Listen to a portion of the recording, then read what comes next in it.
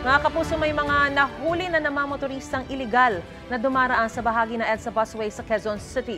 May unang balita live, si James Agustin. James, ilan ang nahuli?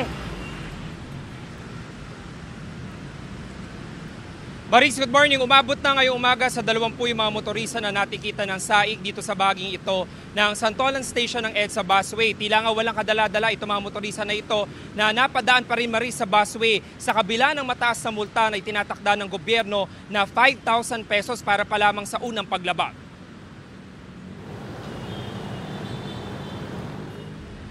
Maagang nagsagawa ng operasyon ng mga tauhan ng SAIC o Special Action and Intelligence Committee on Transportation sa Santolan Station ng EDSA Busway.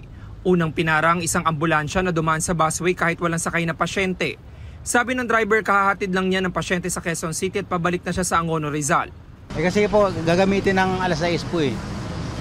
Gamitin. Alas 6. Kasama na din po kayo? Nga po.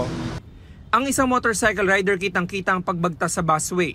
Agad siyang hinuli ng mga taga-SAIC. May rider namang nasa busway na, biglang humalo pa sa ibang motorista. Wala siyang kawala tinikitan. Sa unang 15 minuto ng operasyon, 10 na agad na riders ang nahuli. Karamihan papasok sa trabaho. May iniwasan na pag motor, lumabas ako ng konti kasi sumingit ulit ako dito. Pero alam niyo pong bawal? Opo, sir. Huli, wala namang magagawa sir, ganoon talaga. Tanggapin na lang. Wag na po kayo dadaan sa bus day. Sayang ang 5,000. Ang isang van nakasunod pa sa carousel bus. Pinapagilid siya ng mga otoridad pero biglang humarurot papalayo. Sinubukan siyang habulin pero hindi na inabutan. Nakuha naman ang plaka ng sasakyan kaya makipag-coordinate ang SAIC sa LTO.